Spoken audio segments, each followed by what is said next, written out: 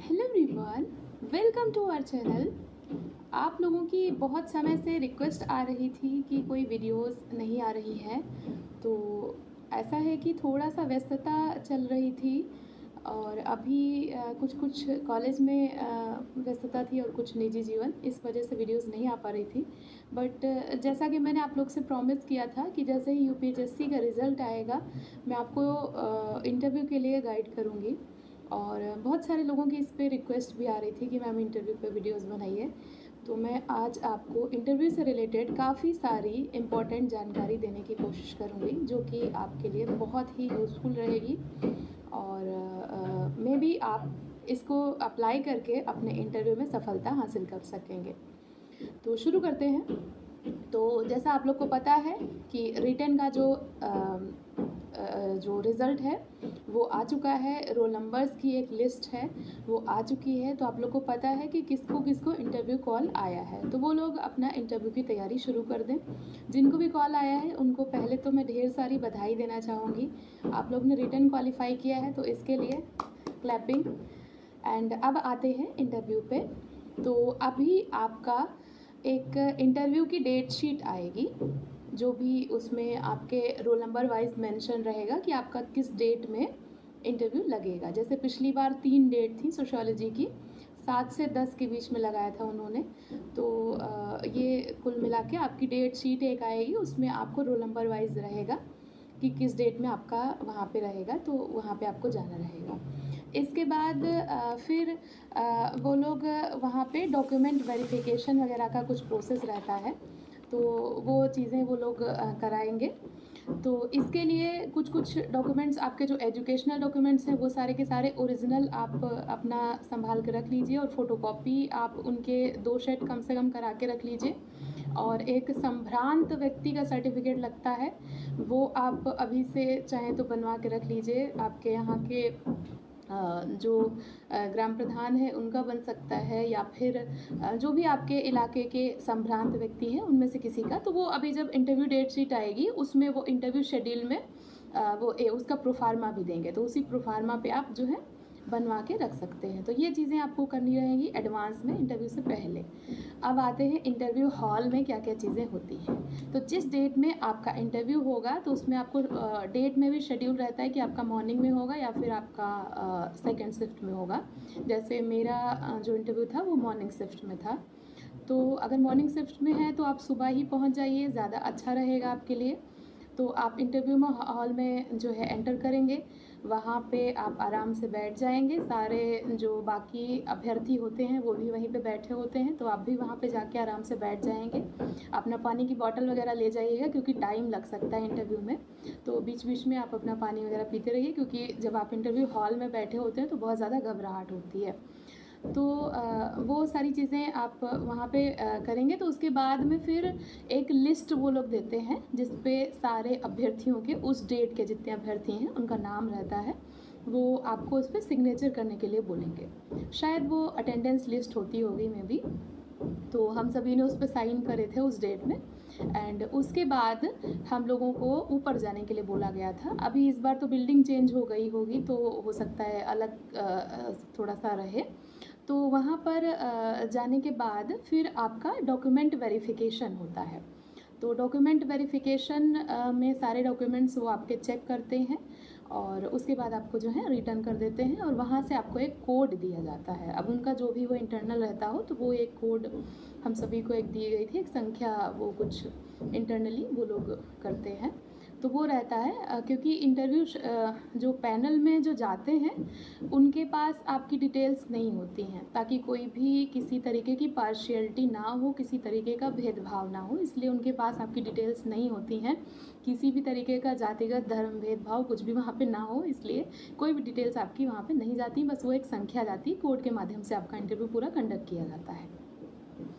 तो वो आप आके फिर जो इंटरव्यू रूम है उसके बाहर फिर वेटिंग हॉल बना होता है, वहाँ पे आपको आके बैठना होता है। तो हम लोग का जब वेरिफिकेशन हो गया था उसके बाद हम लोग इंटरव्यू रूम के बाहर आके बैठे थे, और फिर बारी बारी से जिसका नाम बुलाया जा रहा था वो अंदर जा रहे थे। तो ऐसे करके एक एक करके सबका जो है इंटरव्यू हुआ था।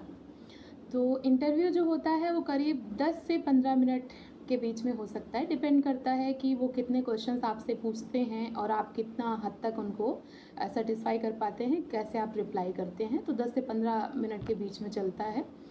3 मिनट का उसमें टीचिंग डेमो भी आपको देना होता है। अच्छी बात ये है कि टीचिंग डेमो वो लोग ये बोल देते हैं कि आप जिस पे खुद कॉन्फिडेंस महसूस कर रहे हो उस पे टीचिंग डेमो दीजिए। तो ज़्यादा अच्छा है कि आप 2-3 टॉपिक तैयार कर लीजिए, 3 टॉपिक तैयार कर लीजिए और एक कोई भी टॉपिक जिसमें आपको लग रहा है कि आप बहुत कॉन्फिडेंस फील कर रहे हैं, तो उसमें आप डेमो दे सकते हैं। और बहुत ज़्यादा हार्ड टॉपिक चूज़ करने की ज़रूरत नहीं है, वही टॉपिक चूज़ करिएगा जो आपको अच्छे से आ रहा हो और जिसमें आप अच्छे से पढ़ा सकें। तो बोर्ड पे वो आपको पढ़ाना होता है प्रॉपरली, तो उसकी भी कुछ टिप्स होती हैं, वो अभी मैं लास्ट में बताऊँगी। तो टीचिंग डेमो एंड देन फिर जो भी आपने पढ़ाया होता है उसमें से वो क्वेश्चन पूछते हैं और मे बी अगर उनकी इच्छा हुई तो वो अलग से भी प्रश्न पूछ सकते हैं। वैसे ज़्यादातर ये होता है कि जो आपका टीचिंग डेमो है उसी में से जो रिलेटेड टॉपिक हैं वो वहीं से कहीं ना कहीं से जो रिलेटेड क्वेश्चंस हैं वो पूछते हैं। तो इसीलिए टॉपिक को बहुत ही केयरफुली चूज़ करिएगा। तो ये सारा कुछ प्रोसेस रहता है इंटरव्यू हॉल का और लगभग 10-12 प्रश्न वो पूछते हैं। अब उसमें जैसे मेरे जो बोर्ड में 5 मेंबर थे, एक मुझे लग रहा है बोर्ड के मेंबर होंगे और 4 लोग जो थे तो वो लोग मुझे लग रहा था कि विषय विशेषज्ञ थे। अब मुझे किसी का नाम नहीं पता है, तो वो 4 लोग मुझे लग रहा था कि विषय विशेषज्ञ हैं, क्योंकि जो एक सर थे वो जनरल क्वेश्चंस पूछ रहे थे लाइक एजुकेशनल क्वालिफ़िकेशन क्या है और उस समय पे मैं टीचिंग में थी तो क्यों आप इधर आना चाह रहे हैं, उस जॉब को क्यों छोड़ना चाह रहे हैं, तो इस तरीके के क्वेश्चंस, आपने पीएचडी क्यों नहीं करी, कि तो इस तरीके के क्वेश्चन जो हैं आपसे पूछ सकते हैं।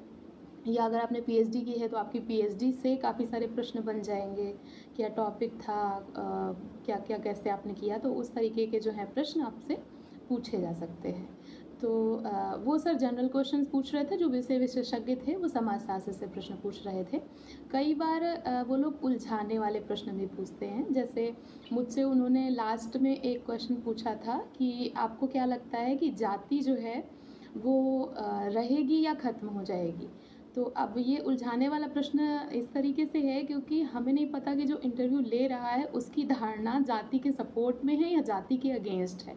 तो इसीलिए बहुत ज़्यादा एक पक्षीय होकर आपको आंसर नहीं करना है। कोशिश करिए कि बैलेंस करते हुए आपको आंसर जो है देने हैं। तो आंसर इसका ज़्यादा अच्छा यही हो सकता है कि आप उसको थिंकर्स के उसमें कोट करिए। आप अपनी विद्वता उसमें ना वो करें, फिर आप उसको थिंकर्स के अकॉर्डिंग कोट कर दें कि जैसे एम.एन. श्रीनिवास ने ये कहा था कि जाति जल्दी नहीं जाएगी, जाने से पहले बहुत खून खराबा करेगी और अभी अंतर्जातीय विवाह तो हो रहे हैं लेकिन पूरी तरीके से जो है इसको समाज ने एक्सेप्ट नहीं किया है। तो ये बहुत कम संख्या में हो रहे हैं और जाति जो है अपनी जो जड़ है वो जमा चुकी है और राजनीतिक तौर पे बहुत ज़्यादा गहरी पैठ इसकी हो चुकी है। तो जाति धीरे धीरे हो सकता है उसका प्रभाव कम हो, लेकिन जातिवाद बढ़ता जा रहा है। तो ये सारे तर्क आप जो है पक्ष और विपक्ष दोनों में दीजिए और बैलेंस आंसर करने की कोशिश करिए अगर इस तरीके के कोई प्रश्न आपसे पूछे जाते हैं तो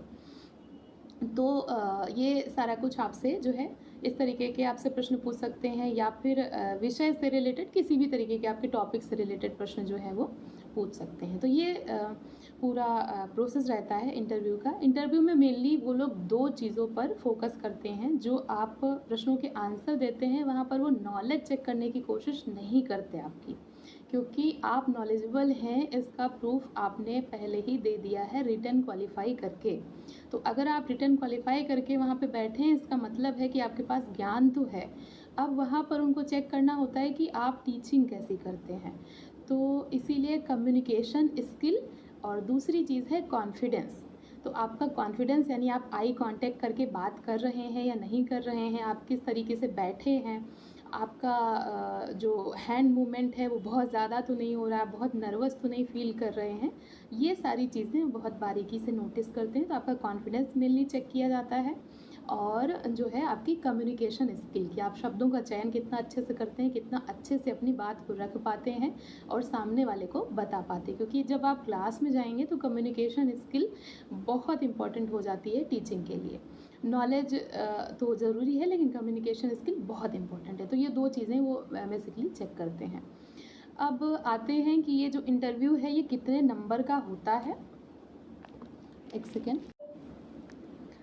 तो ये जो इंटरव्यू होता है ये 30 नंबर का रहता है आपका। 30 अंक उन्हें देने होते हैं। तो इसमें से अगर आप सिर्फ उपस्थित हैं, एक प्रश्न ये पूछा जाता है कि सिर्फ अब अगर आप उपस्थित हैं, बहुत ज़्यादा अच्छा नहीं कर पाते हैं, तो भी वो मिनिमम मार्किंग कितनी करते हैं। तो मिनिमम मार्किंग मान के चलिए आप, वो 12 नंबर तो आपको देंगे ही देंगे, इससे कम वो नहीं देते हैं किसी को भी। तो मिनिमम मार्किंग का ये है कि 12 नंबर वो आप देते हैं।